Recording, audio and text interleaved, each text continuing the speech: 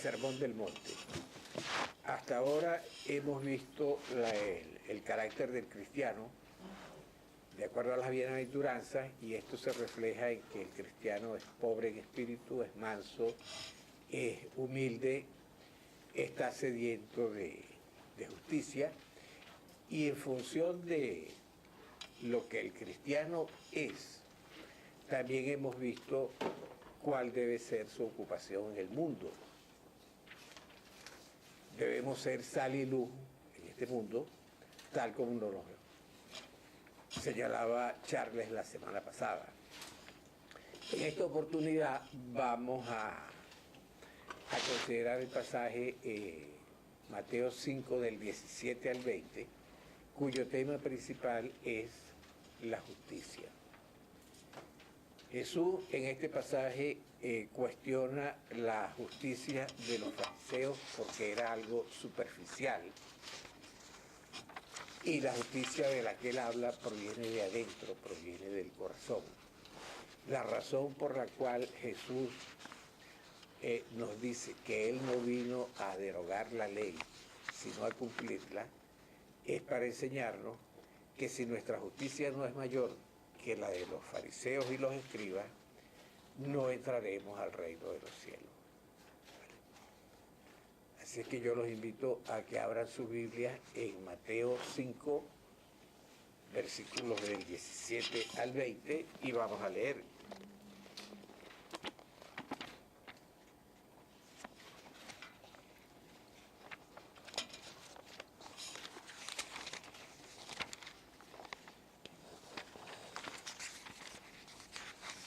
Dice así la palabra de Dios. No penséis que he venido para abrogar la ley o los profetas. No he venido para abrogar, sino para cumplir. Porque de cierto os digo que hasta que pasen el cielo y la tierra, ni una jota ni una tilde pasará de la ley, hasta que todo se haya cumplido. De manera que cualquiera que quebrante uno de estos mandamientos, por muy pequeños que sea, muy pequeño será llamado en el reino de los cielos.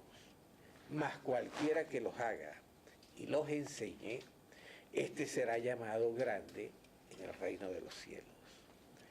Porque os digo, si vuestra justicia no fuere mayor que la de los escribas y fariseos, no entraréis en el reino de los cielos.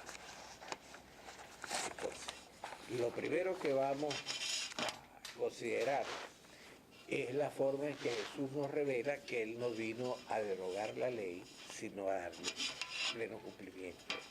El versículo 17 comienza diciendo: no penséis que he venido para abrogar la ley o los profetas. No he venido para abrogar, sino para cumplir. Si nos quedamos con la primera parte, la advertencia de no penséis indica que la mayor parte de los oyentes, de los contemporáneos de Jesús, si no todos, tenían un concepto equivocado de las enseñanzas de Jesús. Aunque su ministerio público había comenzado hacía poco tiempo, de verdad lo que Jesús les enseñaba chocaba con lo que ellos estaban acostumbrados a oír. Por tal razón, Jesucristo fue en gran medida un incomprendido de su tiempo.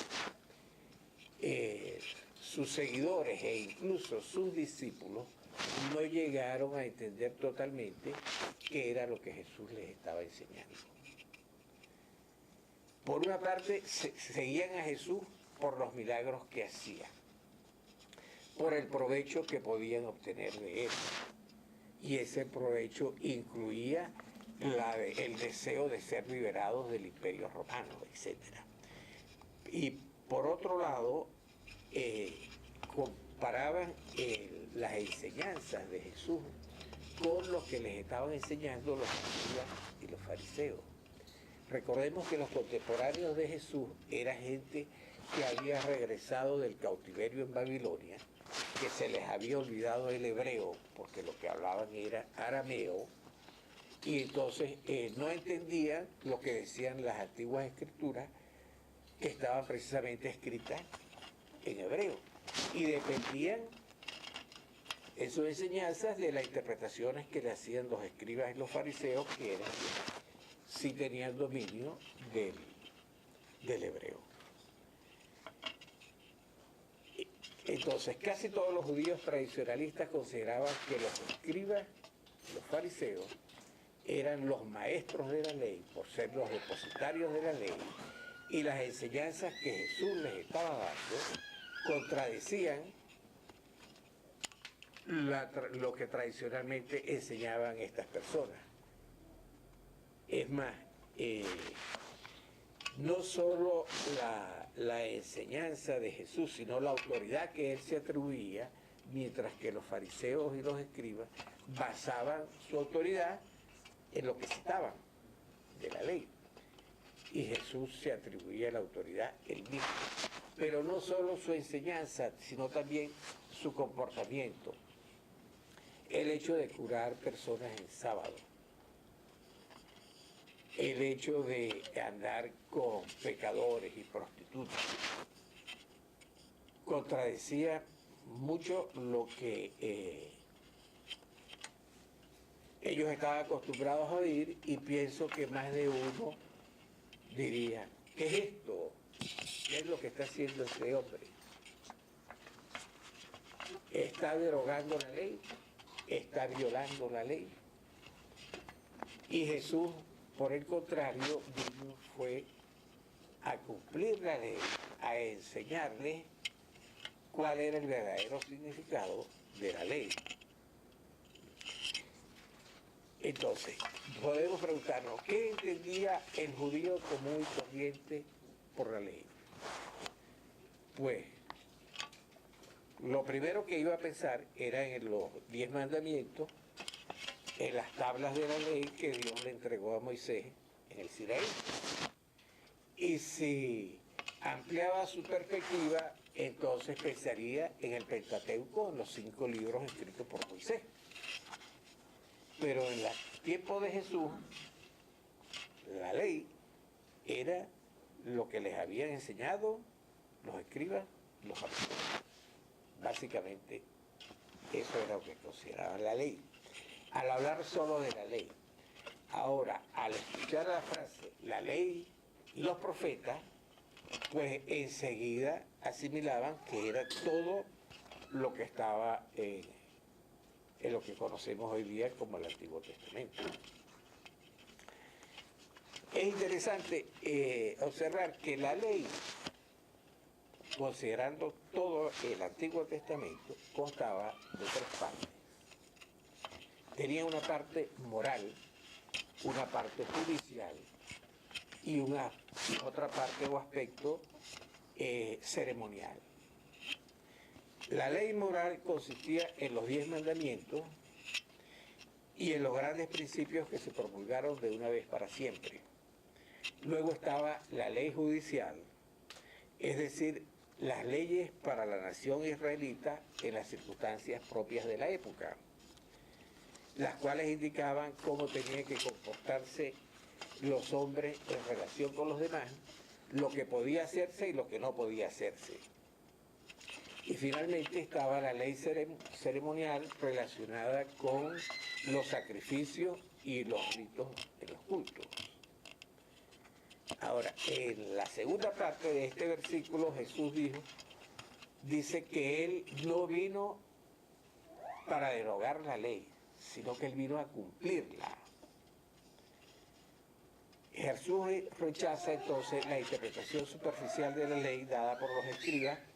Él mismo provee su verdadera interpretación, y el propósito que Él tiene no es cambiar la ley, ni anularla o abrogarla, sino revelar todo el significado que contenía la ley. Y Él cumplió la ley en todos sus aspectos. Jesús cumplió la ley moral, porque para empezar Jesús nació bajo la ley. En Gálatas 4:4 leemos, pero cuando vino el cumplimiento del tiempo, Dios envió a su Hijo, nacido de mujer y nacido bajo la ley. La ley moral es la norma básica de Dios. Por medio de su justicia perfecta, Jesús cumplió esta ley, obedeció cada mandato, cumplió cada requisito y vivió por cada norma. Uno de los aspectos de la ley moral es la observancia del día del reposo. Y es bueno que hablemos un poquito de esto, porque la esencia de la observancia del día de reposo era destinar ese día para la adoración a Dios. No era un día para reposar ni para dejar de trabajar. Se trataba de una disposición entonces destinada a apartar nuestro corazón para dedicárselo a Dios.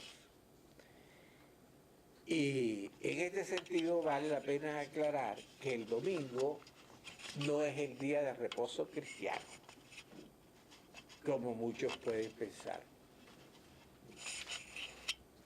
Sí,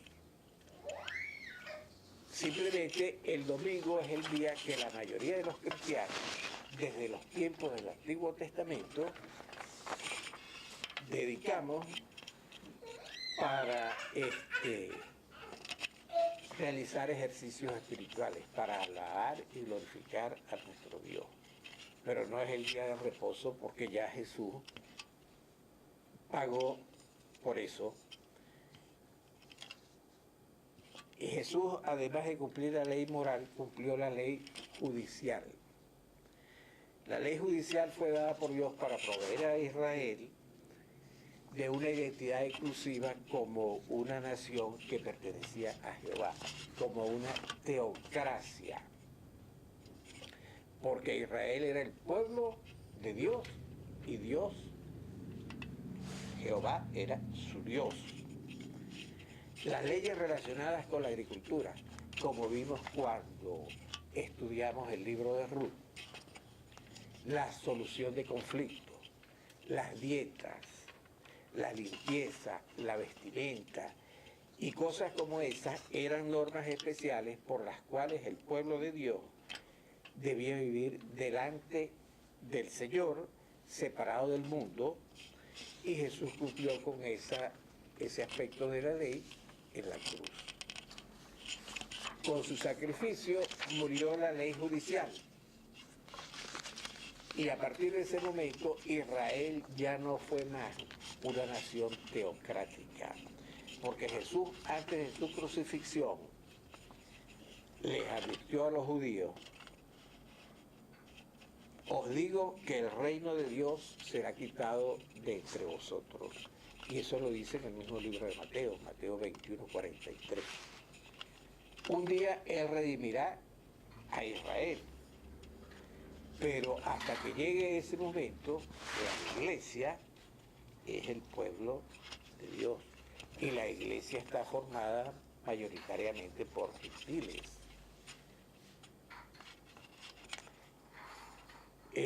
Primera de Pedro 2, 9 y 10 dice: mas vosotros sois linaje escogido, real sacerdocio, nación santa, pueblo adquirido por Dios, para que anunciéis las virtudes de aquel que os llamó de las tinieblas a su luz admirable. Vosotros que en otro tiempo no erais pueblo, justamente por no ser judíos, pero ahora sois pueblo de Dios, que en otro tiempo no habíais recibido misericordia, pero ahora habéis recibido misericordia. Y además Jesús cumplió la ley ceremonial. La ley ceremonial regía las formas de adoración en Israel. Cuando Jesús murió en la cruz, cumplió esa ley, además de la judicial. Los sacrificios eran el núcleo de toda la adoración en los tiempos del Antiguo Testamento. Y Jesús, como el sacrificio perfecto, puso fin a todos los demás sacrificios. Mientras Él se hallaba en la cruz, ¿recuerdan qué fue lo que ocurrió? Que el velo se rasgó de arriba abajo. ¿Y qué hacía el velo? El velo separaba el lugar santo del lugar santísimo y el lugar santísimo es donde tenemos la presencia de Dios. Al romperse el velo, Él abrió un camino nuevo para que nosotros tengamos acceso a Dios simplemente por la fe en Cristo. En Hebreos 10, versículos del 19 al 22, leemos: así que, hermanos, teniendo libertad para entrar en el lugar santísimo por la sangre de Jesucristo, por el camino nuevo y vivo que Él nos abrió a través del velo, esto es, de su carne, y teniendo un gran sacerdote sobre la casa de Dios, acerquémonos con corazón sincero, en plena certidumbre de fe, purificados los corazones de mala conciencia y lavados los cuerpos con agua pura. Y antes, en Hebreos 1, versículos del 1 al 3, nos dice la palabra de Dios: Dios, habiendo hablado muchas veces y de muchas maneras en otros tiempos a los padres por los profetas, en estos postreros días nos ha hablado por el Hijo, a quien constituyó heredero de todo y por quien asimismo hizo el universo, el cual, siendo el resplandor de su gloria y la imagen misma de su sustancia, y quien sustenta todas las cosas con la palabra de su poder, habiendo efectuado la purificación de nuestros pecados por medio de sí mismo, se sentó a la diestra de la majestad en las alturas. Y Jesús también cumplió la ley en su enseñanza, y eso fue lo que le trajo problemas con los escribas y fariseos, porque Él no contradecía la ley, Él contradecía las enseñanzas que hacían los escribas y los fariseos de la ley, porque minimizaban la ley, porque torcían la ley y no revelaban su verdadero significado.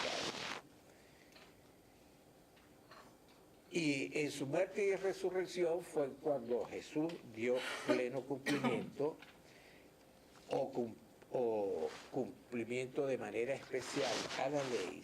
En Gálatas 3:13 leemos: Cristo nos redimió de la maldición de la ley, hecho por nosotros maldición, porque escrito está: maldito todo el que es colgado en un madero. De manera tal que Cristo puso a un lado el antiguo pacto y abrió un pacto nuevo. Él no destruyó la ley luchando contra ella, aboliéndola, sino que Él la destruyó cumpliéndola. Pongamos una ilustración a ver si se capta la idea. Si tenemos una semilla, si yo tengo una semilla y quiero destruirla, puedo ponerla aquí y agarrar un martillo y darle un martillazo y volverla a pedacito. O puedo agarrar la misma semilla y sembrarla y dejar que esa semilla con el tiempo produzca un árbol. Pues eso es lo que Jesús vino a hacer con sus contemporáneos y la ley. Y en lo que respecta a nosotros, que somos ciudadanos del siglo XXI, que somos modernos y creemos que nos las sabemos todas, ¿cómo podemos cumplir la ley? Lo hacemos al rendirnos al Espíritu Santo. Nos rendimos al Espíritu Santo y permitimos que Él obre en nuestra vida. En Romanos 8, del 1 al 4, nos dice la palabra lo siguiente: ahora pues, ninguna condenación hay para los que están en Cristo Jesús, los que no andan conforme a la carne, sino conforme al Espíritu. Porque la ley del Espíritu de vida en Cristo Jesús nos ha librado de la ley del pecado y de la muerte. Porque lo que es imposible para la ley, por cuanto era débil por la carne, Dios, enviando a su Hijo en semejanza de carne de pecado, y a causa del pecado condenó al pecado en la carne, para que la justicia de la ley se cumpliese en nosotros, que no andamos conforme a la carne, sino conforme al Espíritu. Entonces, el Espíritu Santo nos capacita para que experimentemos la ley en la vida diaria. Y esto no quiere decir que nosotros vamos a vivir una vida perfecta, porque aun cuando el Espíritu Santo mora en nosotros, el pecado también mora en nosotros porque tenemos una naturaleza pecaminosa. Solo que el Espíritu permite que no nos domine el pecado como lo hacía antes de tenerlo. Y eso, el poder que el Espíritu Santo ejerce en cada uno de nosotros, se pone en manifiesto en Gálatas 2:20, que dice: con Cristo estoy justamente crucificado y ya no vivo yo, mas Cristo vive en mí. Y lo que ahora vivo en la carne, lo vivo en la fe del Hijo de Dios, el cual me amó y se entregó a sí mismo por mí. Bien, pasamos ahora al siguiente versículo, y el versículo 18 y 19 van bastante parejos y nos muestran que la ley perdurará hasta el final de los tiempos.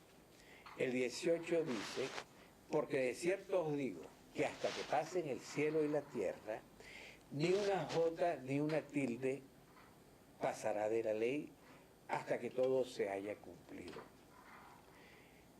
Al iniciar su declaración con de cierto os digo, y es la primera vez que lo dice Jesús en su ministerio, de cierto era equivalente a amén. O sea, era algo categórico. Jesús entonces le está asignando una especial importancia a lo que él iba a decir a continuación. Es como si les estuviera diciendo: les aseguro esto de un modo absoluto, sin ninguna reserva y con la autoridad que poseo. Más adelante, cuando veamos la semana que viene, la forma como Jesús cuestiona la enseñanza de los escribas y fariseos a la población, él comienza con una antítesis diciéndole: habéis oído, o se ha dicho, pero yo os digo. Y en esa expresión, él está dando a entender de una manera implícita que lo que los escribas y fariseos le estaban enseñando al pueblo no era lo que decía la palabra. Cuando Jesús quería usar la palabra de Dios, decía: escrito está, que es algo muy diferente a se ha dicho o habéis oído. ¿Vale? Entonces, su enseñanza no solo era absoluta, sino que también era permanente. En la frase hasta que pasen el cielo y la tierra, eso significa hasta el fin del mundo. Es decir, hasta que se produzca la segunda venida de nuestro Señor y vengan los nuevos cielos y la nueva tierra, todo eso va a coincidir en el tiempo. Y mientras ese instante llegue, y solo Dios el Padre lo sabe, pues la ley permanecerá. Sobre todo permanecerá la ley moral, porque ya hemos señalado que la ceremonial y la judicial se extinguieron con el sacrificio de Jesús en la cruz. Pero lo que Dios le entregó a Moisés en las tablas sigue siendo vigente para hoy, el día de hoy para nosotros, solo que ya no deben estar escritas en unas tablas, sino que deben estar escritas en nuestro corazón y en nuestra mente, porque, a ver.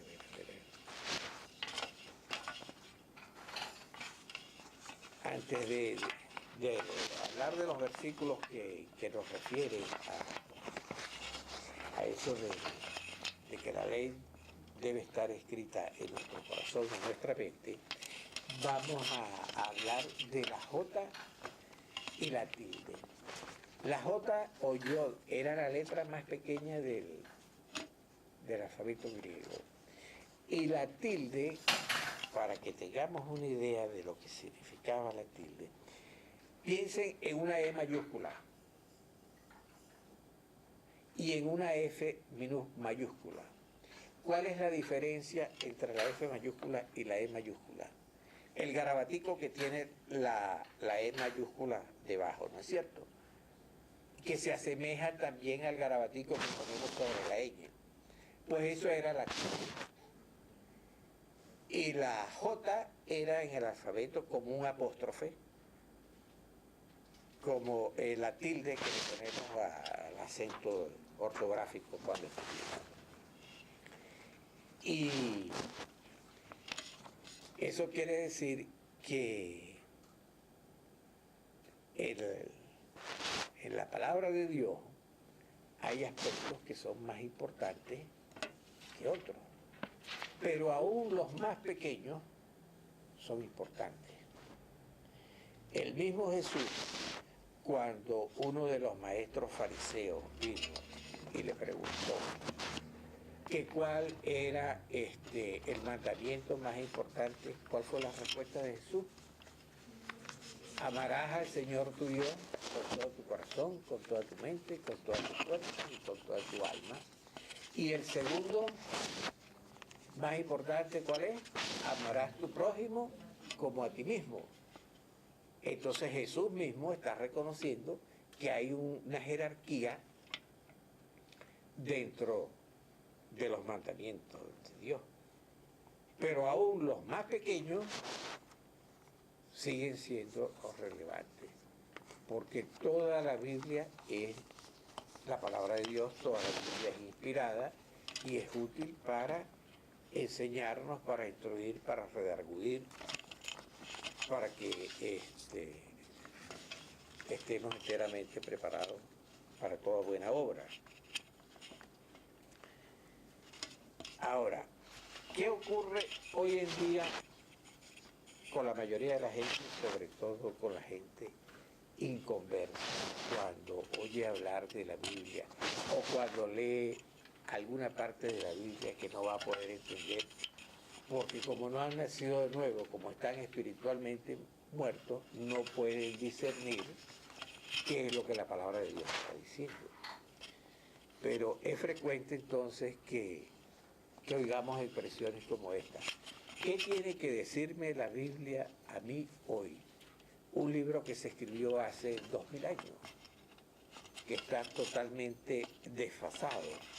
Pues la respuesta que nosotros deberíamos dar en amor es que la Biblia es la palabra eterna de Dios, que es más cortante que una espada de 2 filos. La Biblia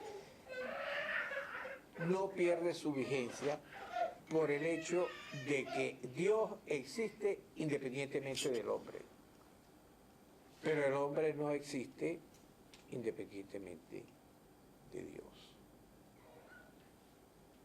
Niegue o acepte el hombre la existencia de Dios, Dios sigue siendo Dios. ¿Vale? Eso es algo que debemos tener claro. Pero hay otros que consideran que como no hay una verdad absoluta, sino la verdad es lo que yo tomo como verdad, y no me importa cuál sea la verdad que yo considere, pues si tú te entrometes en mi vida, yo voy a decir, ocúpate de lo tuyo y déjame a mí tranquilo. Así es como vive la gran mayoría de la gente hoy. Y ese rechazo